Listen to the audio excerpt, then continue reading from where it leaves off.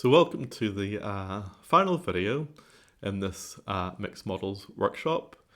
In this final part, we're going to examine how we build models where our data are ordinal. Perhaps they've been collected on a Likert scale. We've data that might range from the numbers 0 to 7, but it's not going to be the case that the difference between 0 and 1 and the difference between 1 and 2, etc. is necessarily going to be the same. So we've got this ordinal scale that's also bounded as well, so there's an upper limit associated with it. Many people analyze Likert scale data using analysis of variance or other types of metric models, but this is wrong because you're violating one of the basic assumptions of those that family of models, and you can be increasing your false positive rate to the extent that you're basically thinking you have effects. You have effects that aren't actually present in your data. So you've got this type 1 false positive problem. So, and very often actually, in questionnaire studies, you will be collecting data using Likert scales. So these models could be something that you'll use quite widely. So the data are ordinal, and we need to model them using what's known as a cumulative link mixed model function from the Ordinal package. And that's nice because the cumulative link mixed model works very similar to the mixed models that we've been building using the LME4 package, with just one or two very minor changes in syntax. So we're going to focus on a specific example here. Imagine we had 42 participants who had to rate images of different sports on a scale of 0 to 10, corresponding to how much they actually liked each sport.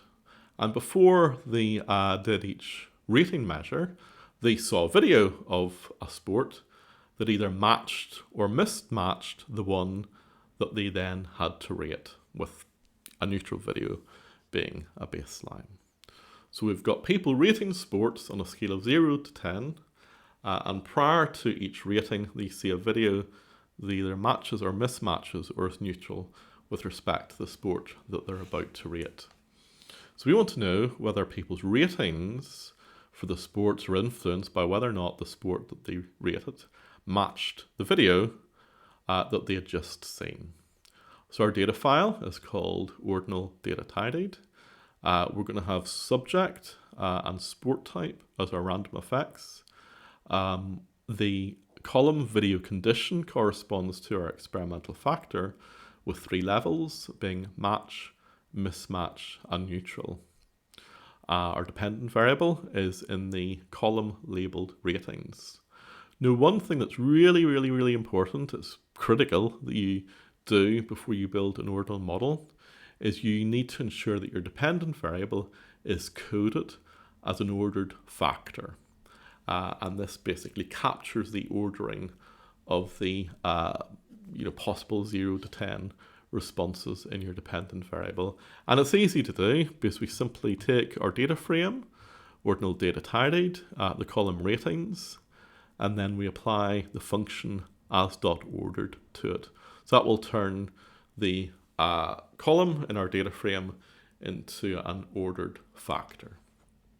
So let's just visualize our data first of all. Here are the ratings here on the y-axis from 0 to 10, with 10 being they like the sport the most, 0 being they like it least.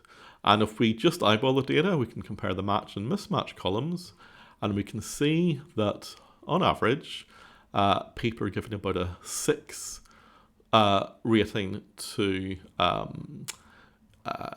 rating a sport when they've just seen a video of that sport, and then that drops to around 5 or so when the video that they've seen prior to rating the sport is a mismatch, and in the neutral case it looks pretty similar to the match condition. So eyeball our data, it gives us some expectation as to what we're likely to find. So we're going to build our ordinal mixed model using the CLMM function. Very similar syntax, as I said, to LMER and the LME4 package. So we're going to build our ordinal model using the cumulative link mixed model function, where ratings are predicted by video condition, and we're modeling random effects of our participants and the sport types. You can think of that basically as equivalent to our items using this data frame. We're also going to build a null model. So if you remember back to the first section on mixed models part 1, we were talking about comparing our experimental or full model with a null model, where in the null model we drop the fixed effect. And if we compare the two models to each other and find there's a difference, and if it's the case that the model with the fixed effect explains more of the variability in our data than the model without, then we conclude that our fixed effect is actually significant in the sense that it explains an important portion of the variability in our data. So we're going to build a null model, null ordinal model, where we simply drop the fixed effect and we add a little 1 here simply to correspond to the fact that we're building a model effectively of the mean of our ratings. So it's the same sort of thing that we've done previously in the mixed models workshop part 1. And we can compare the two models to each other, and we can see on the basis of the Akiki information criteria value that the model which has the fixed effect is actually able to explain more information than the model without. So remember, in terms of the AIC values, lower values are better because these values correspond to the amount of information that's not explained by our model. So there's a lower amount of information not explained by our model when we're building our ordinal model with our fixed effect relative to the ordinal model, which just doesn't have the fixed effect in there. So we could conclude on that basis that our fixed effect is indeed significant, and under the chi-square distribution, we kind of see that there as well. So we can now use the EM means function to run pairwise comparisons in exactly the same way that we've used the EM means function previously to tell us which level of our video condition differs from which other levels. So we can run EM means over our ordinal model we've built, pairwise comparisons using video condition. We're not specifying any adjustment, so it's going to use the default Tukey adjustment for multiple comparisons. So if we zoom down here, we see the different pairwise comparisons, and we can see that the match versus mismatch condition does indeed differ, and that's something that I think was quite apparent when we looked at the visualization. And we can see that the match versus neutral condition differs as well, but a bit less of a difference there. So we can conclude on the basis of these pairwise comparisons that people's ratings for how much they liked a particular sport were indeed influenced by whether or not they'd just seen a video depicting the sport. When the video and sport matched, participants gave the sport a higher rating than when the video and sport mismatched. So that'd be a reasonable conclusion to draw on the basis of these data. So that's just a very quick overview, and it's more to signpost the fact that when you have ordinal data, you should be building an ordinal model to capture what's going on in your data set. So just to finish off both this video and this second mixed models workshop, summarizing things in general. So generalized linear mixed models are incredibly flexible, and it's much better to build these kind of mixed models than it is to build models where you're aggregating your data, where you're building models over averages. So mixed models are using much more information that's in your data set. They're very flexible.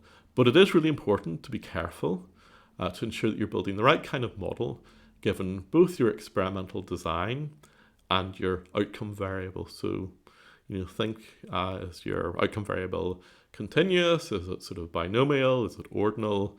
Make sure you're trying to build the right sort of model to fit the data.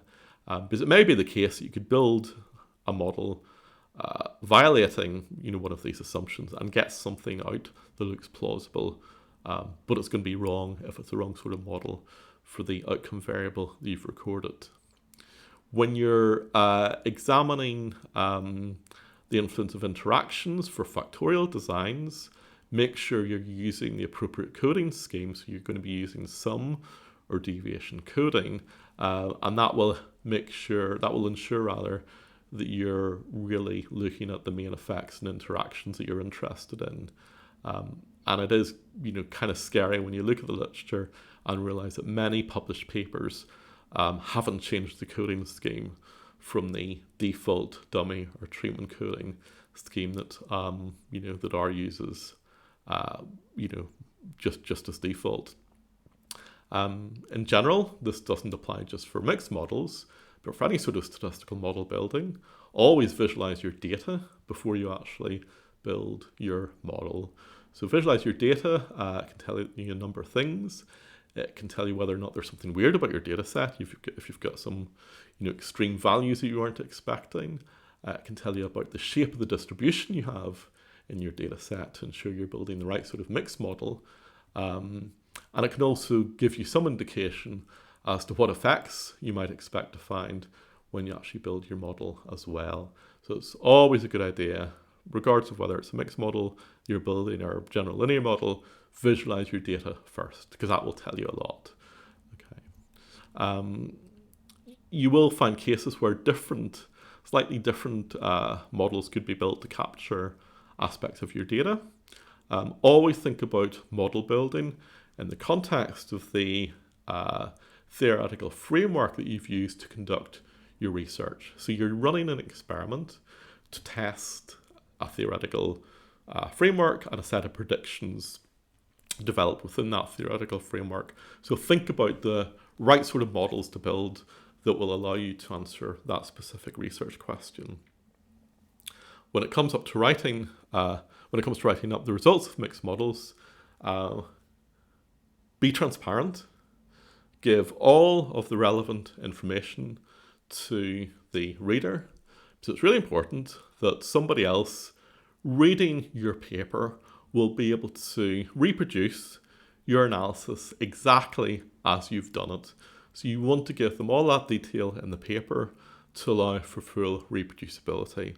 And ideally, what you should be doing is providing your analysis code and data as a supplement to your paper, or posting it on an online repository such as the Open Science framework or GitHub or somewhere like that, so a reader can actually go and look at your actual analysis code and be able to rerun it on your data to find the same effects that you report in your paper. So that's really important for reproducibility terms, that you kind of provide this level of detail and transparency. So that's mixed models in a nutshell. Some of the stuff I know I sort of skipped through maybe a little bit more quickly than I could have done, because it's a huge topic, but hopefully you're in a position now where you can actually build these mixed models for yourselves with your own data sets. You know how to interpret them, but also critically, you know how to interpret the results of mixed models that are reported by other researchers in their own journal articles. Mixed models in many aspects of psychology have replaced more traditional approaches such as analysis of variance and models based on the general linear model. So, mixed models really kind of are the future in a lot of ways for, analysing data, not just in psychology, but biomedical and life sciences too, because they're flexible and they're really able to do a lot of things that we simply can't do using models based on the general linear model, such as, ANOVA and regression. So there's a few things now for you to work through on this sheet. And if you have any questions, obviously, either ping me via email or meet me in one of our Zoom sessions. Okay.